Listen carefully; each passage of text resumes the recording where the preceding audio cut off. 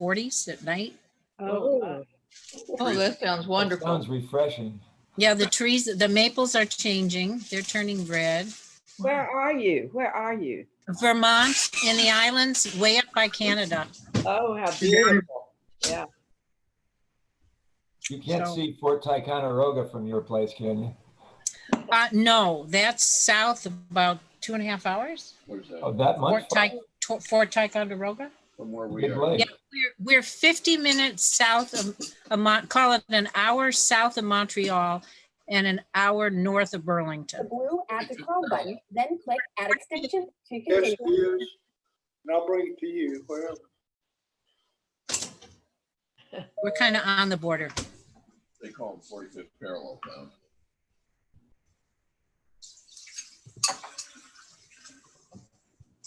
Hi, Dennis. Morning. Good morning, everybody. And Morning. Cecil. Good morning.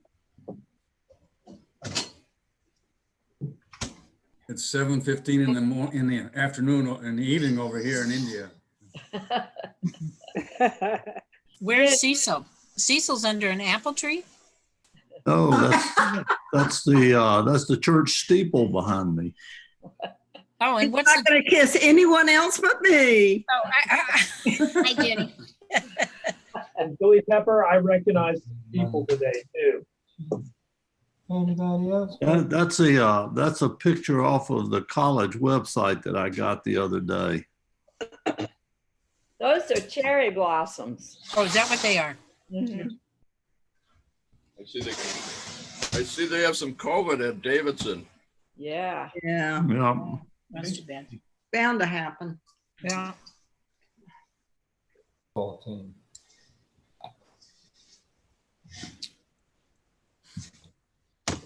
We just sent two kids off to their freshman year in college, and we give them till about the end of October, if they make it that far. Yeah. Morning, Kit. Hello. Are you Good to see there? you. Hi. Hey, good to see you. This is so delayed. Morning, Kit. But we can't see you, kid. Oh, good to see. Oh my goodness, good to see Evelyn and oh yeah, good. Can you put on your can you make it Video? sing I'm sorry. What'd you say? your video? Can you turn on your video? I am after I put a top on. She's that dressed. Oh, come on, kid. Don't worry about the bottom, Kit, just the top. I'm not. Oh, good morning. I love that How's hat. I love that. Marjorie. Marjorie's knee. Yeah. Marjorie, how's your knee? Oh, hey, I'm about to come up for air. It's getting better. I'm not having so much discomfort at night, so I'm able to rest a little better. Good. Can you walk on it at all? Oh, yeah. If it felt as good when I'm walking as it does when I'm trying to sleep, I'd be okay. But Right. Yeah. yeah, the walking's not bothering me. It's the resting. Mhm. Wow. I'm learning. Everyone's different, but I'm learning what works for me. Right. Thank you for asking. Well, we can read Tom Clayton's newspaper Tom's too. reading the comics. If you could hold the paper right where you got it, we can read the comics. Good.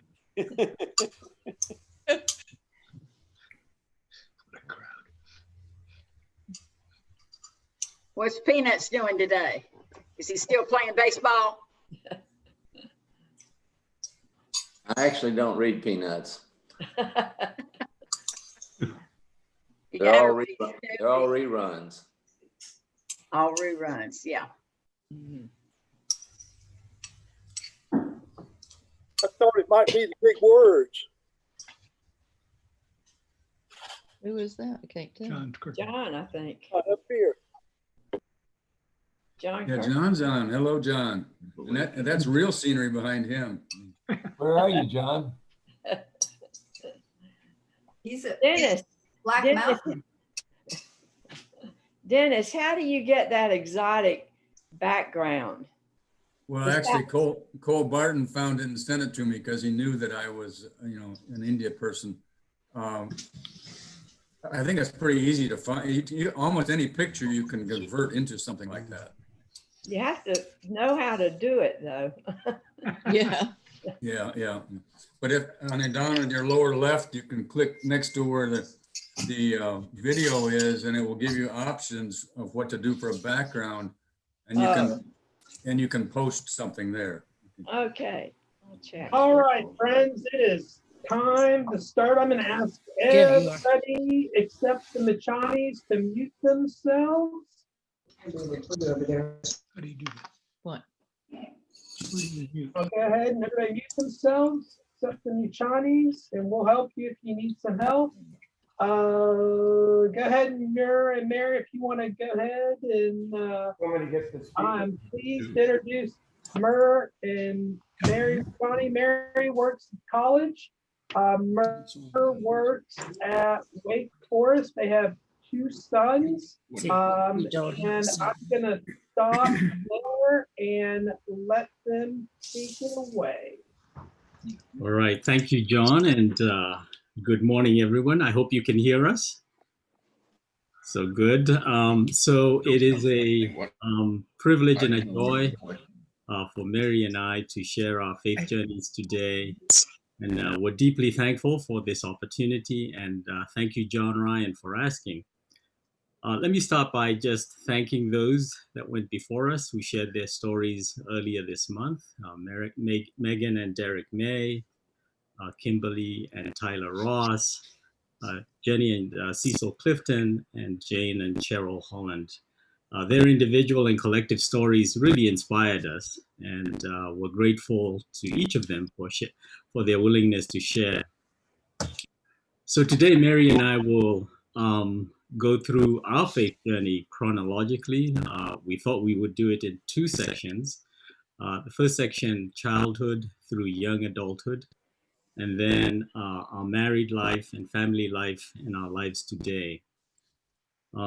As we go through our faith journey, we'll point to examples where we have experienced God working in our lives and the ways that we have felt that we have grown in faith.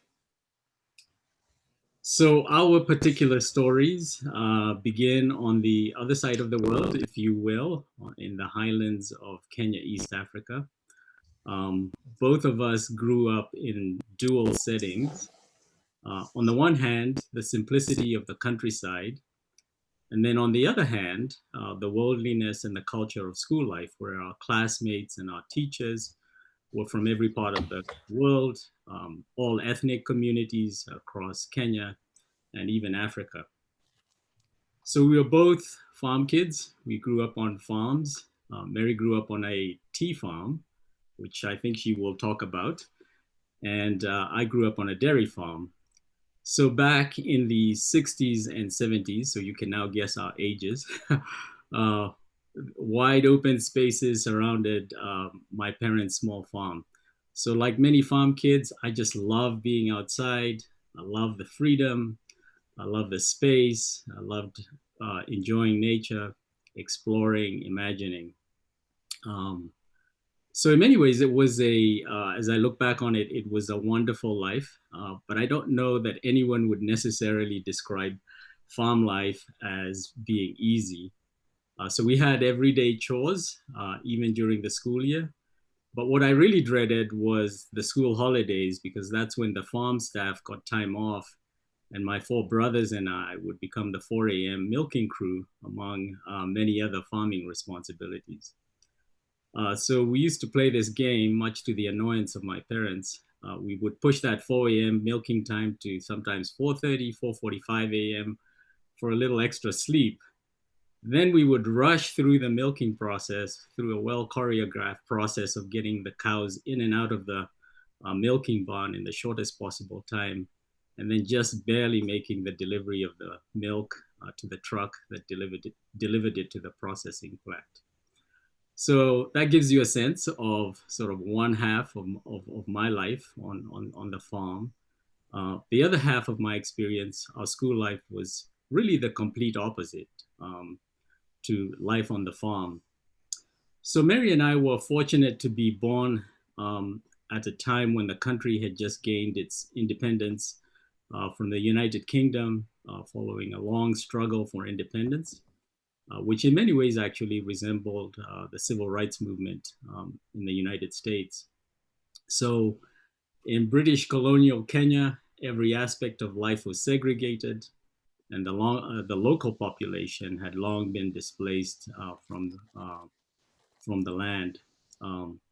So I suppose the first bit of good luck was that we were fortunate to be that first generation growing up in post-independence Kenya. So I know no one chooses their parents, but the second bit of good luck, I suppose, was being born to parents that were educators. Both my parents started out as teachers and then became educational administrators, and strong believers in pursuing quality education. The third blessing, I think, was having parents who were strongly, I shouldn't say I think, I know, was having parents that were strongly committed to a vision of building a multiracial society, and which was what was happening in the early 60s in Kenya. And both of us were enrolled in the first truly multiracial school in Kenya. So the school, Hospital Hill School, was specifically created by a multiracial group of parents to really debunk the theory or the myth that mixed race education would lower academic standards. And Hospital Hill soon outperformed in the national exams the more prestigious schools that back then continued to exclude non-whites. So though our parents didn't talk about it much then, and still even to this day don't talk about it much, I think it took tremendous courage and certainly a lot of financial sacrifice to want their children to be part of this vision of building this multiracial society. So as I look back on that, I think it was primarily driven by their Christian faith, but also a strong belief that education could transform the lives of their children. In addition to their faith, our parents' generation drew their inspiration from the United States, people like Martin Luther King, Thurgood Marshall. Actually, Justice Marshall went on to draft Kenya's first constitution and Bill of Rights, protecting all people, including the substantial British and Asian populations in the country. So for me, the other half of my life, it was not uncommon for me on a Saturday afternoon, for example, to find myself attending a Muslim wedding at a mosque in Nairobi with for one of my dad's friends, having lunch at the house of my Russian classmate, who always went home for lunch and provided a welcome break for my packed lunches, trying to become a better swimmer from Van Smith, my American friend who now teaches at Princeton, or even debating with some of the other people from Ethiopia and other places around the continent. So that was what we would call primary education. For high school, Mary and I went our separate ways. I enrolled in the all-boys St. Mary's School in Nairobi, a Catholic school founded by priests from Dublin, Ireland. All schools, when I joined, all students, beg your pardon, were required to attend mid-morning mass on Wednesdays, but they eventually loosened up that particular requirement. So it was a wonderful school, and like many Catholic schools, very strict. And I can tell you from firsthand experience that they did not spare the rod, and I found out that the hard way on the very first day of school when I played a few extra minutes of table tennis instead of returning to class. So Saints, as we called it, was strong academically and international in composition. At home, my church life was in the Presbyterian church. We were both born to Presbyterians. Both my parents were active as elders and leaders in both the local and also in the National Presbyterian Church.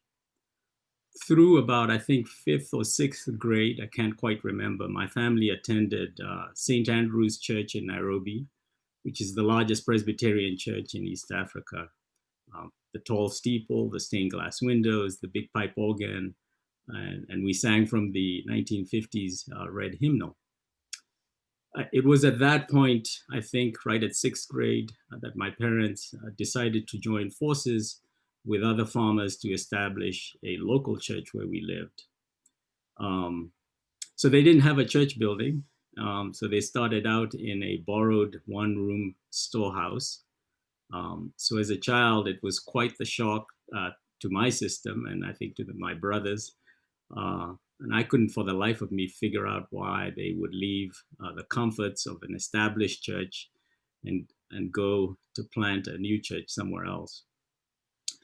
So as I wrap up my first section here, so after graduating from high school, it was fairly common for many graduating students at St. Mary's to seek higher education overseas, either in the UK, in Canada, in Australia, or the United States. So I came to the United States, Warren Wilson College outside of Asheville, where my older brother had preceded me. So that's a little bit about my early background, my to young adulthood, and I'll turn it over to Mary. Okay, well, thank you. Well, I was born in Nairobi, the capital city of Kenya. But when I was 3 years old, just 3 years after Kenya received its independence from Britain, my parents moved to a tea farm in the highlands of Kenya. And so that is where I grew up. My older sister was 5 when we moved there, and my 2 younger brothers were born when we were on the tea farm. My father, who is now 90 years old, still lives on the tea farm and in the house that I grew up in. Both my parents were Presbyterian. My father was a church elder and served in the church as the session clerk for a number of years. My mother was the chair lady of the Women's Guild, which is the equivalent of Presbyterian women, and she served in that position as well for several years. My maternal grandfather was the first African bishop of the Anglican Church in East Africa. And growing up, we went to church services regularly and Sunday school, and I was confirmed in the Presbyterian Church at 12. But in spite of all this, I don't remember having a particular interest in God in those early years. The first stirring that I can remember in my heart was a picture that I found of Jesus. On Saturdays, my mother had my sister and I cleaning the house, polishing the floors and dusting and so on. And one day while I was dusting a bookshelf, I saw a book that I hadn't seen before, and I opened it up, and there was a color plate of Jesus on the cross with, all the blood and the nails in his hands and the feet and the gash in his side and the crown of thorns. And as a young girl, that just struck me and was something that I kept going back to because I had never really quite seen anything quite like it. When I was 11 or 12, Billy Graham came to Nairobi, and my parents asked us children if anyone wanted to go, and I was the only one who volunteered. And I remember being in this huge outdoor arena in downtown Nairobi with thousands of people sitting on the grassy slopes in front of the podium. I had never heard anyone talk about God like the way Billy Graham talked about God. And at the end, as hundreds of people were streaming to the front, I remember thinking to myself, maybe I should go down to the front. And then I thought, well, but my parents will never be able to find me if I do that. And so I stayed put. But that was another significant milestone spiritually. When I was 13, my parents sent me to a boarding school, an all-girls boarding school, and I was there for 6 years. This was the British high school system with 4 years of ordinary level or O level and 2 years of advanced level.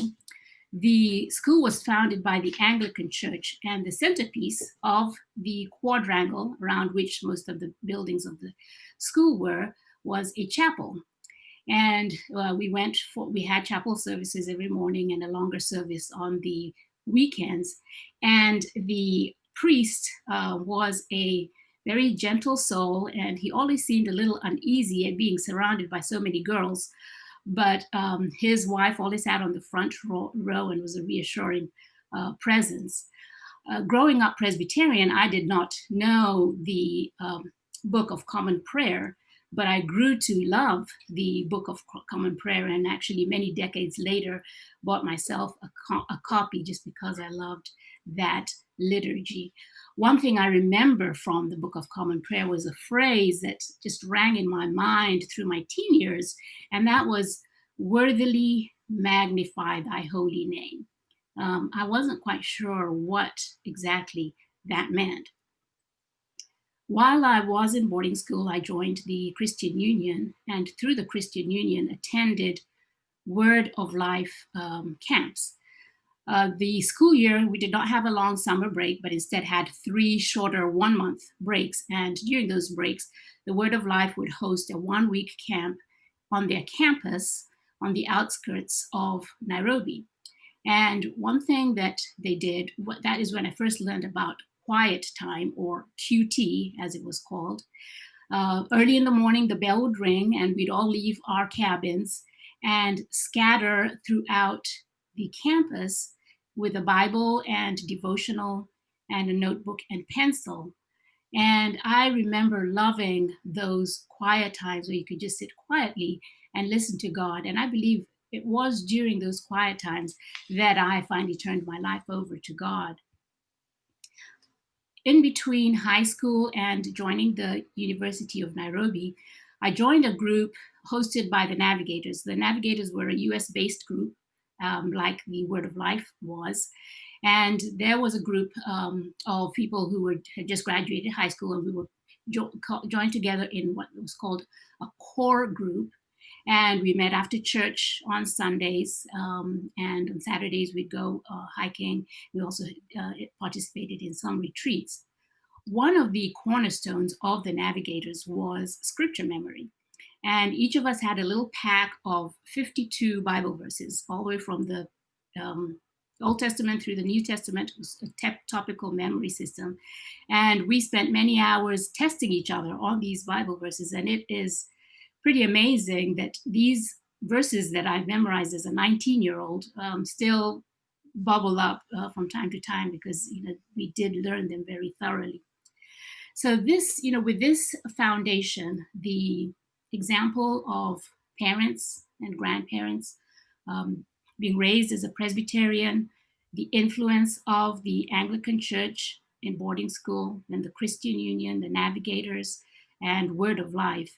It was with that foundation that I went to the University of Nairobi, and then went on to the University of Sheffield for my master's, and then to Duke University for my PhD.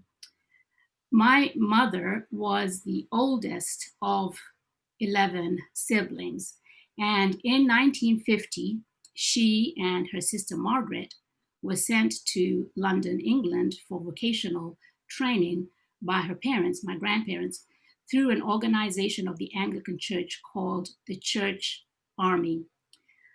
England was still in the throes of post-Second World War rationing. And my mother told us stories when we were young of how some mornings, many mornings, all that she and her sister had for breakfast was one boiled egg that they would share between the two of them. But she said that what got them through those years in Britain was a Bible verse that her mother, my grandmother, had shared with her. And that was from Hebrews 13:8, Jesus Christ is the same yesterday, today, and forever. And her mom told her, the Jesus who has taken care of you here in Kenya is the same Jesus who will take care of you when you're in England.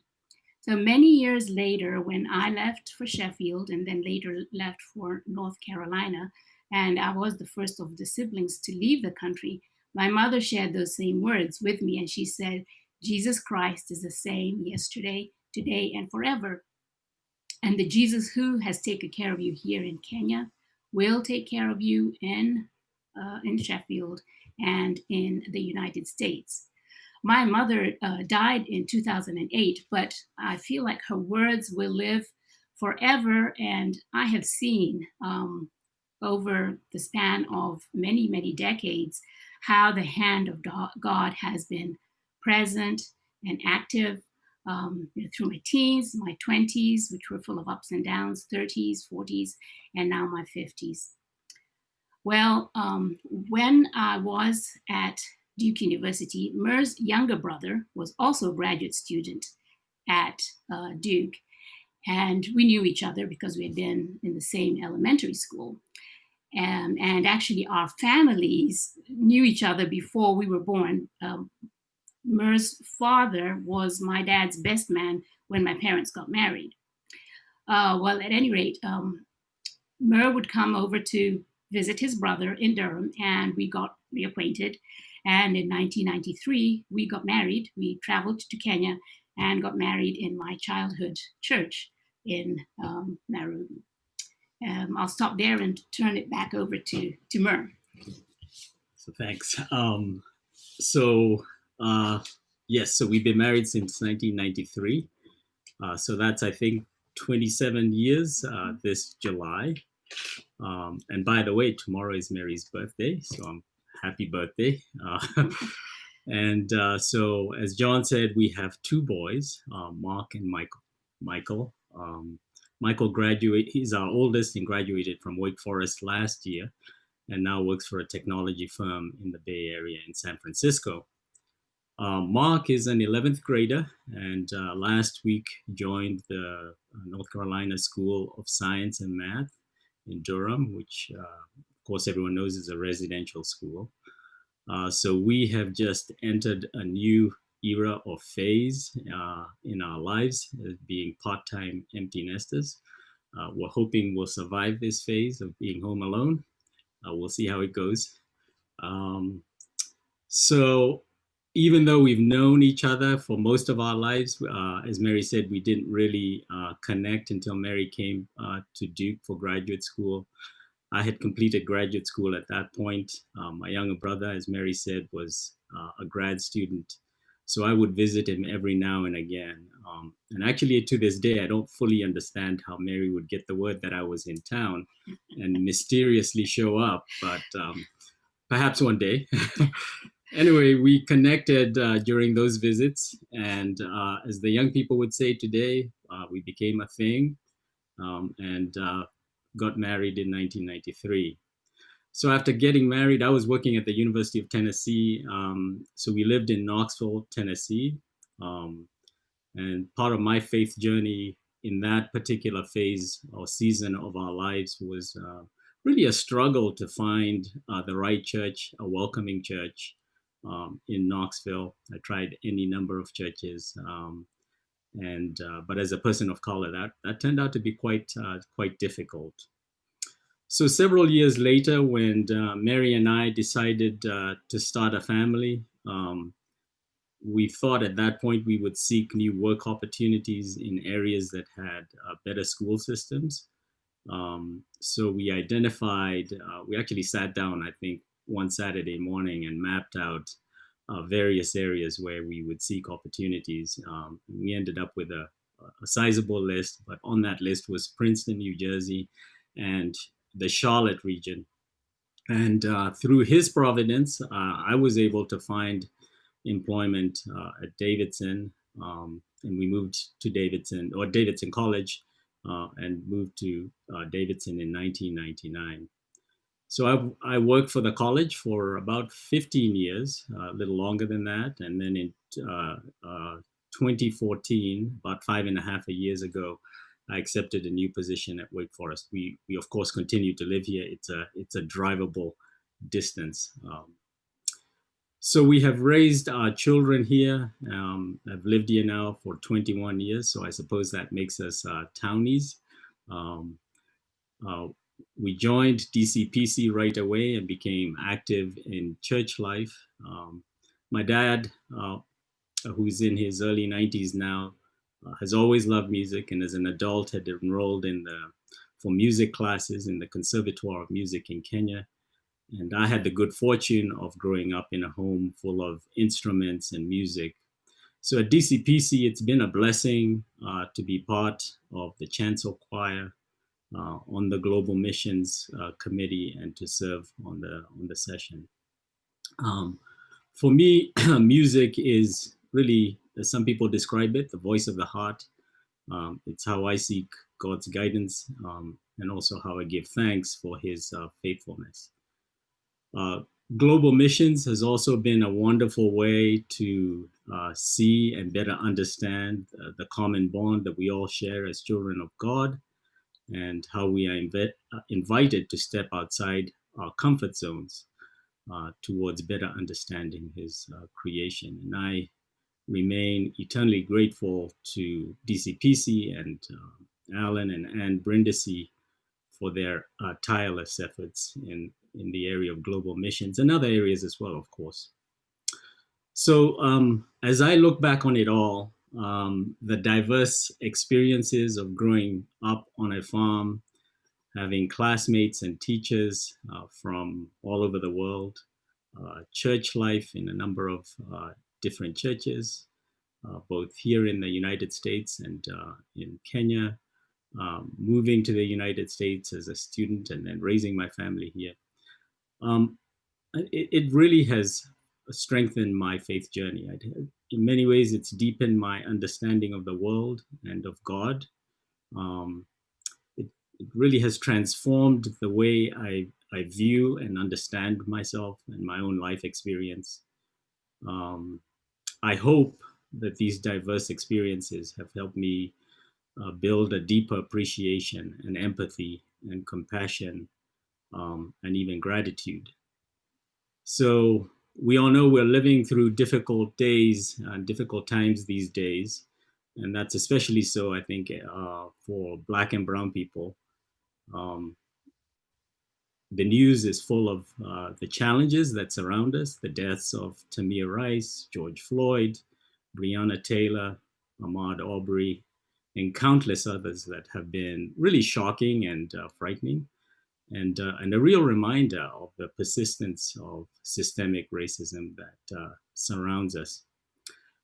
But despite all those challenges, I still find inspiration and hope, particular in many areas, but particularly in the young people, including my own children, who I think are leading us through peaceful protests, hopefully towards improved social justice, and hopefully a society where inclusion of all of God's children is possible.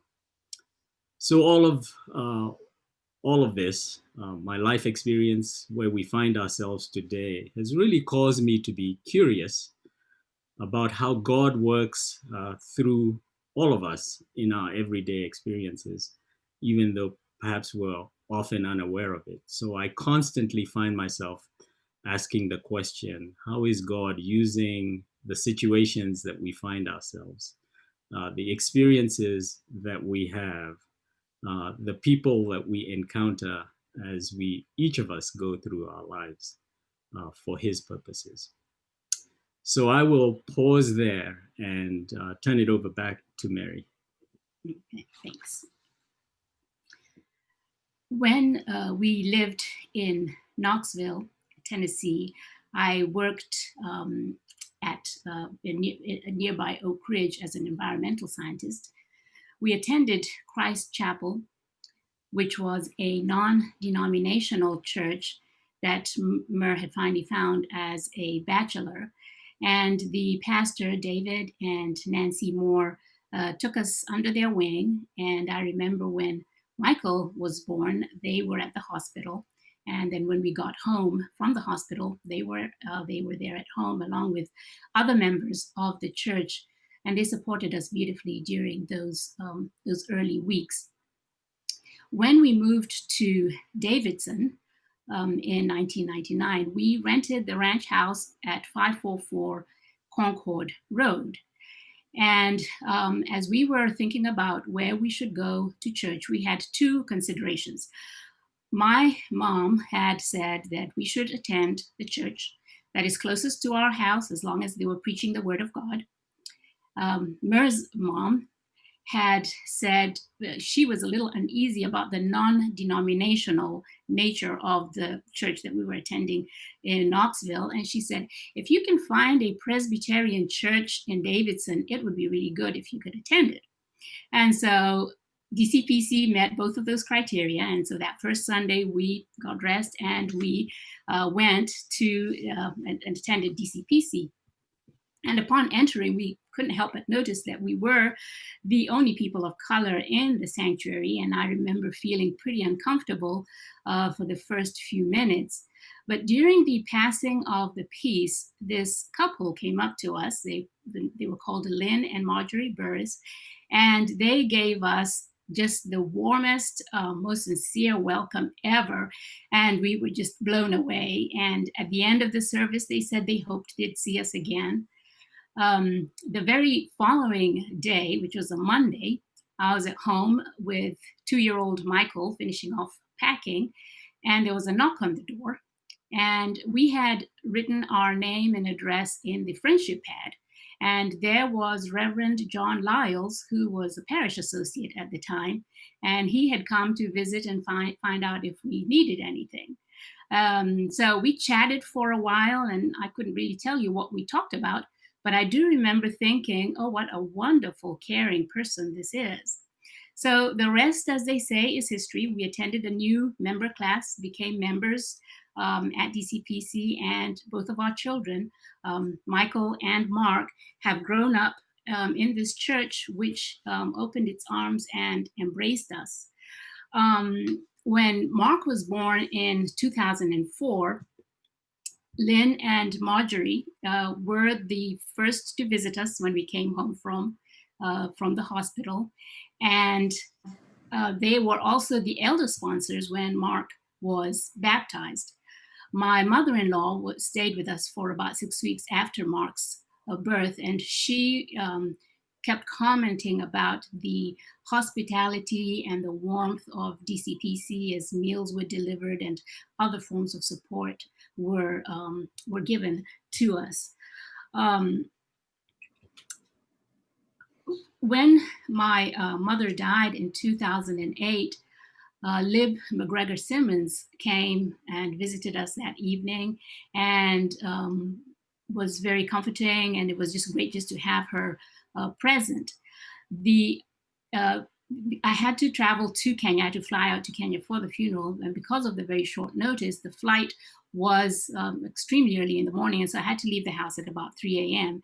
And Rebecca Clark of DCPC offered to drive me to the airport at that horrible hour, so that I wouldn't have to drive alone, and so that Mer could stay home with our sleeping children. So it is actions such as these and many, many others that have really cemented our place here at DCPC. And we feel that we have made many lifelong friends here at the church. I'd like to finally talk briefly about race, just because it's part of our faith journey. I like to say that I did not know that I was Black until I came to the United States. This is because growing up in Kenya, race was just not part of my consciousness. The schools that we attended had Kenyans of many hues. There were second and third generation Kenyans of British origin and Indian origin. There were lots of children of diplomats and expatriates from Germany and Japan and the Middle East and the United States. And so my memories are of one big multi-hued mishmash, as it were, of friends and schoolmates. But it was not long after I moved to Durham that I noticed the tension between students of color and white students, and personally began to experience, even from some professors, the invisible treatment that many women of color are familiar with. As the years have gone by, I have learned to navigate the territory of racial discrimination. There are many places, for instance, in the United States, nice, beautiful places where Mur and I would not take our boys on vacation. Among the things that make racial discrimination challenging for me as an individual is the fact that I did not experience it in my formative years. I do believe, however, in the healing, restorative power of the Church of Jesus Christ. Everywhere I have lived in the world, it is the church that has opened up its arms to me and my family. When I was in Sheffield, I attended a little church called Wycliffe Independent Memorial Chapel.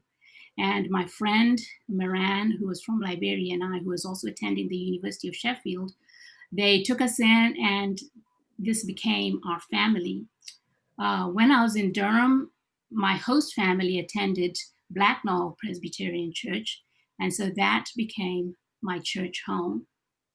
The last 2 years of graduate school, I lived in Beaufort, North Carolina, because my major advisor had moved to the Duke University Marine Lab, which is in Beaufort, North Carolina. And during that time, I attended Grace Independent Baptist Church. I had never been to a Baptist church, but once again, I found loving Christians who welcomed me when I didn't know anyone in Carteret County. There were several families who attended the church from the Marine Corps bases at Camp Lejeune and Cherry Point, and the church was remarkably diverse.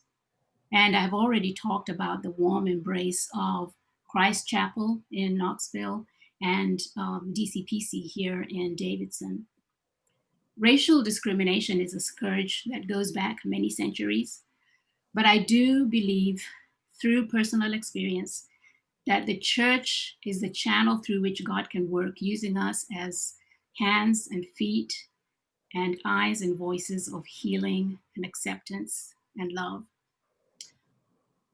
In closing, I want to say that growing up, I was what my sister unflatteringly called a goody-goody, and what some of my classmates called teacher's pet. In short, the consummate people pleaser.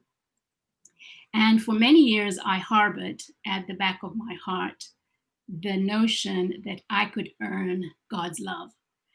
I thought that during the periods of time that I was reading my Bible and praying and doing the things that I should, that God would answer my prayers, whereas in the periods when I was further away from God, then I really shouldn't expect any answers to God's prayers.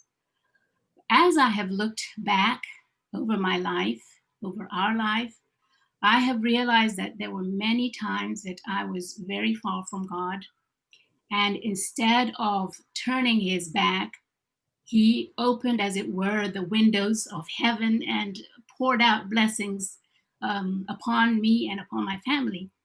And I have come to the point where I do believe, and I know that is all of grace. Our lives are grace from beginning to end.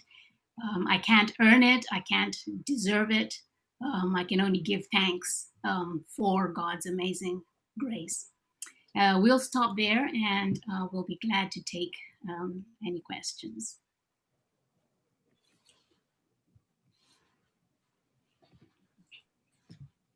What questions do you have for the Machanis? Dennis, I saw your hand first. Yes, Mary Mur, how did the Sagona Church fit into your personal and religious histories? You know, I've been there, just a wonderful place, and I'm curious about it. Oh, thank you, Dennis. So it's been a big part of our faith formation. It is the church that was founded, that I mentioned, that was founded by a group of farmers in the Sigona area in the late 70s, early 80s. It actually started initially as a joint undertaking between what in Kenya is called the Anglican Church, the Episcopalian Church here, and the Presbyterian Church. So the initial sanctuary was a shared sanctuary.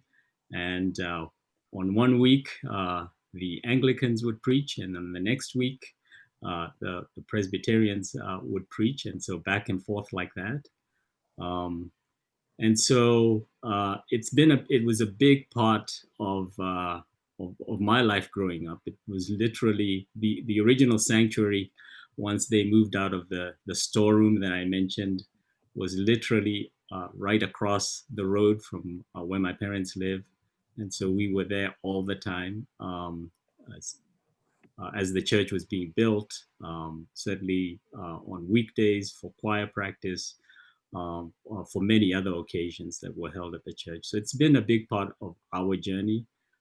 It's also been a big blessing as we've come to Davidson to be able to return with our fellow DCPCers to that community and to build more bonds across the oceans. Many folks, even around this screen, have been there and have relationships with people who are there.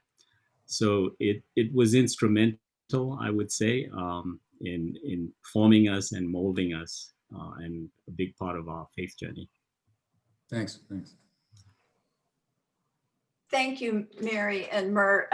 My question is, having been to Kenya, as Dennis mentioned, and several others around the screen have, what was your transition or your worship experience going from the movement, not just up and down sitting, but side to side of the worship experience of Sigona, and the joyfulness and the slightly longer than an hour experience? What was your experience coming to the United States and having the set sort of prescribed hour and not so much movement in worship? I'll let you go first. Okay. Well, and I think the transition to the more formal type of services that we experience here in the United States, at least for me, was part of a larger culture shock, which really took, I'd say, a full decade to get over. And you only realize looking back that it was culture shock, but going through it, you don't realize what it is. But it was, and also the fact that the Christians here are a lot more reserved in their expression of their faith. That was hard to get used to. And then, but I think that was, that is the way in which I would describe it. And now we are, very used to it. But I'll tell you, I still have lots of Kenyan music that I'll play when I'm doing laundry and other things that I can dance to and move side to side and all the other things that I need to do. Yes. So Anne, let me weigh in on this question as well. For me, it was, I would describe it differently from Mary, because for me, it was like going back to my roots at St. Andrews, which was actually, more formal, less movement. And actually in the mainline churches in Kenya in the 60s, 70s, and I would say even into the mid 80s, that was the mode of worship. There wasn't a whole lot of movement. It was formal. Of course, the services were still more than 1 hour, stretched often into the afternoon. So that was different. But it's actually, as I think about it, late 80s into the 90s that churches in Kenya have adopted, at least the mainline churches, and perhaps the evangelical churches have always moved and have always expressed faith that way. But the mainline churches, certainly the Presbyterians, it's only been since the late 80s, early and into the 90s and now, where the form of worship that you see at Sigona today has become the sort of the norm. Actually, when I first arrived, when I first came here at Warren Wilson College, like many college students, I took a small hiatus. I felt like I had grown up in the church. Finally, I was free and from the supervision of my parents, so I did immediately go to church. But then started attending the Warren Wilson Chapel, which also, of course, the school has Presbyterian roots as well, and found myself very much at home in very familiar surroundings, given where my particular faith journey had started at St. Andrews. I had a question about churches in Kenya. Did you have many small group meetings outside of the formal church on Sunday? Yes. As a matter of fact, the church, the Presbyterian church, is divided into what they call districts, and each elder has its own district, so to speak, which are really just neighborhoods. And an elder has a responsibility for a neighborhood, and within the neighborhood, they have meetings during the week, and it can be Bible study meetings. They're also the same meetings that are used to support people who might be bereaved or a family that has a new child. So yes, there are those smaller groups that meet outside of the regular church services.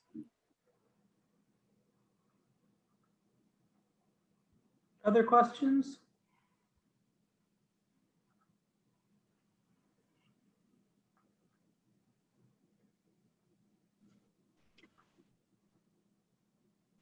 Murr and Mary, this is Gordon Peck. First of all, thank you so much. This was revelatory experience. I'm so sorry I haven't heard some of these stories from you up close and personal, but I find that even though we were raised half a world apart, I have lots of things in common with both of you. I too was raised on a dairy farm, and I too attended a Word of Life camp in Scroon Lake, New York, as I was a teenager. And I assume it's the same organization, Mary, the Jack Wyrtzen organization? It is, yes. How about that? Yeah. I also went to a few Jack Wyrtzen revivals, and I think he saved me at least 3 times. But thank you so much for this.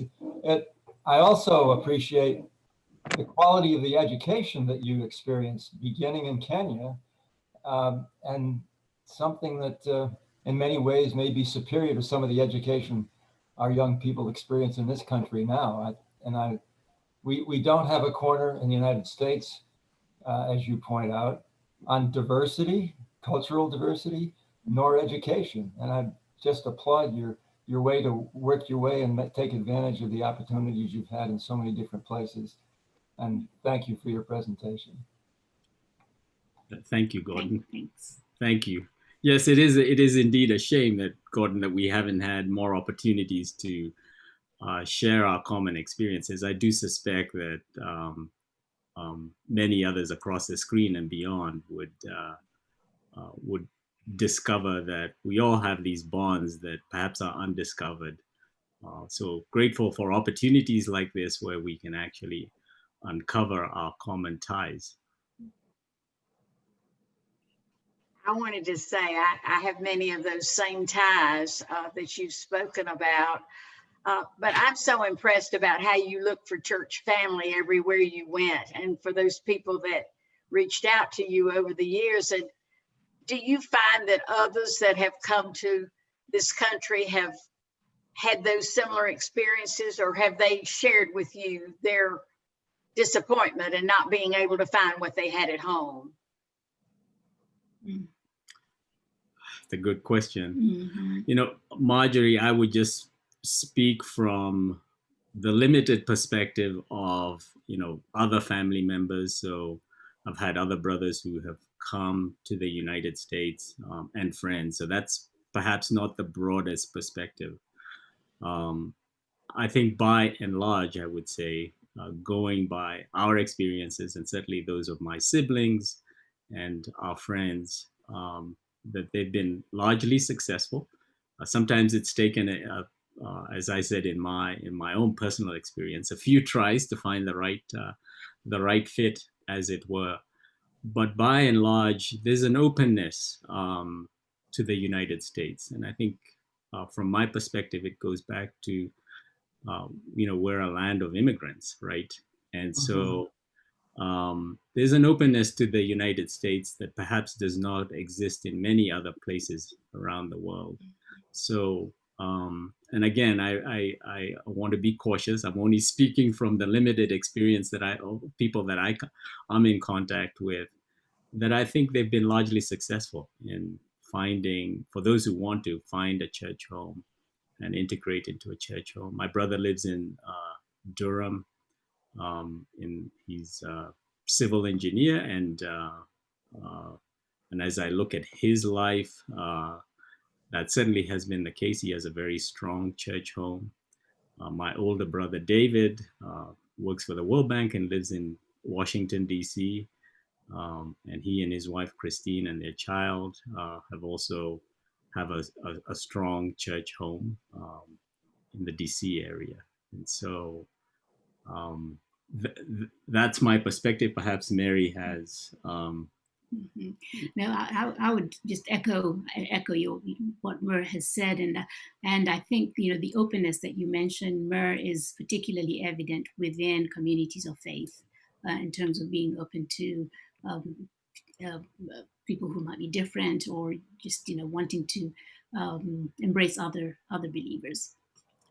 Why don't you talk about the gentleman at Duke University what's his name, Scott Hawkins. Scott Hawkins, and how he welcomes everybody. Yes, well, yeah, Scott Hawkins works for International Students is that what, ISI, Incorporated, ISI, and was very influential while I was at Duke. And I mentioned that he was my host family, and he and his family are who led me to Blacknall, and he has really been influential in the lives of many international students.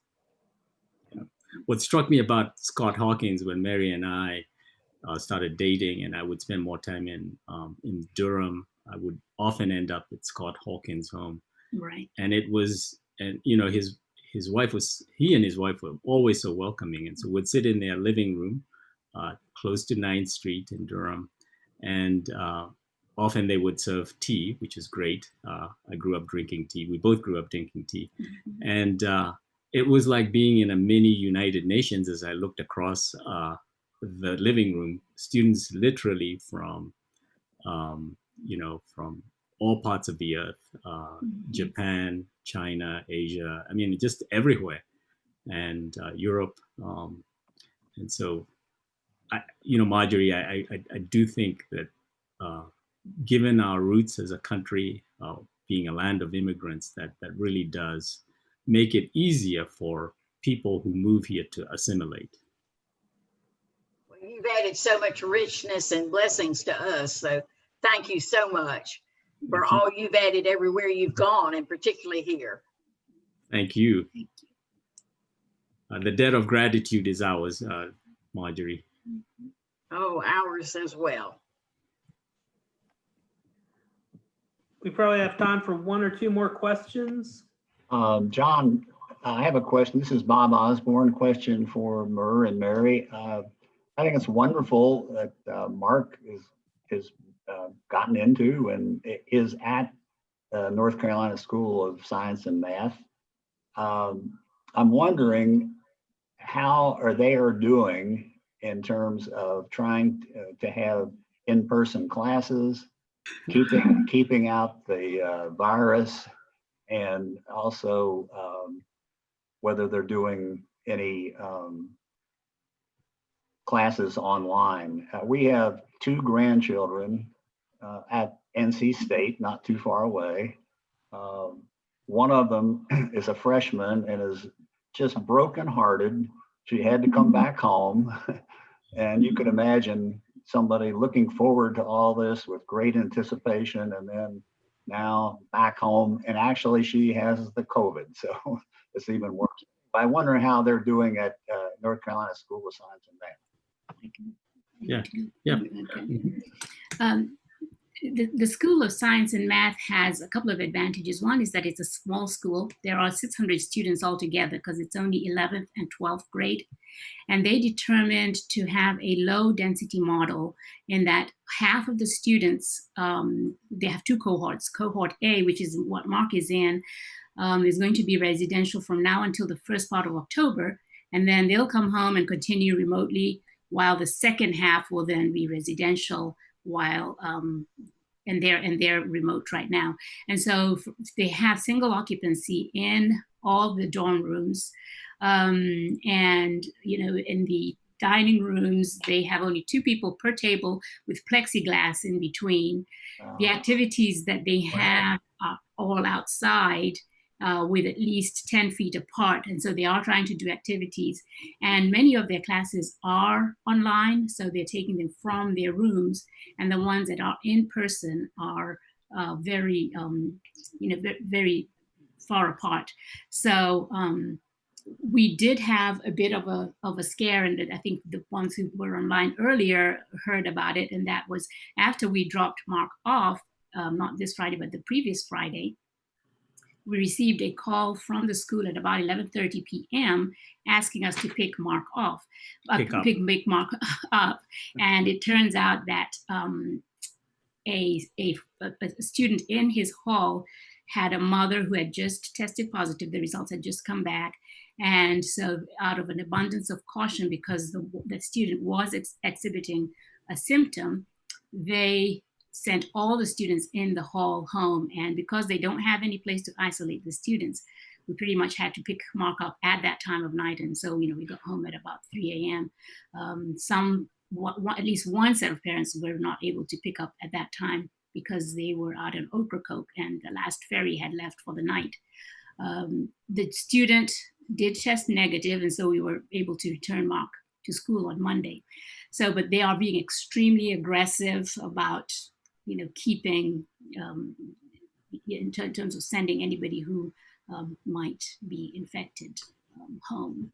So we're hopeful, but, you know, again, it's just a difficult situation for everybody.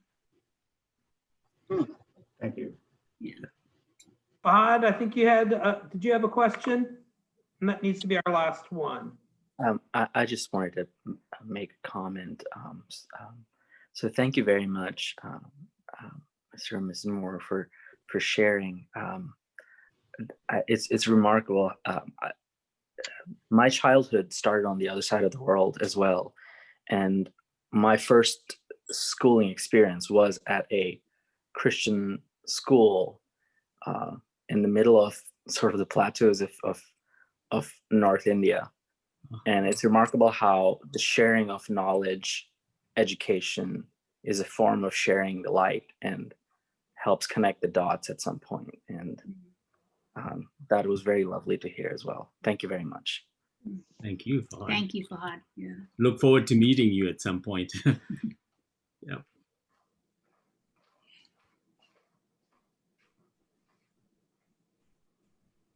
John has asked me to close with prayer. I want to thank you, Mary and Murr. It's been an enlightening, grace-filled conversation. So let us pray. Gracious and loving God, we thank you for such dedicated members of your world. We are grateful that you have brought them to DCPC for such a long time and the impact that they have had on the lives of those of us who are privileged to know them.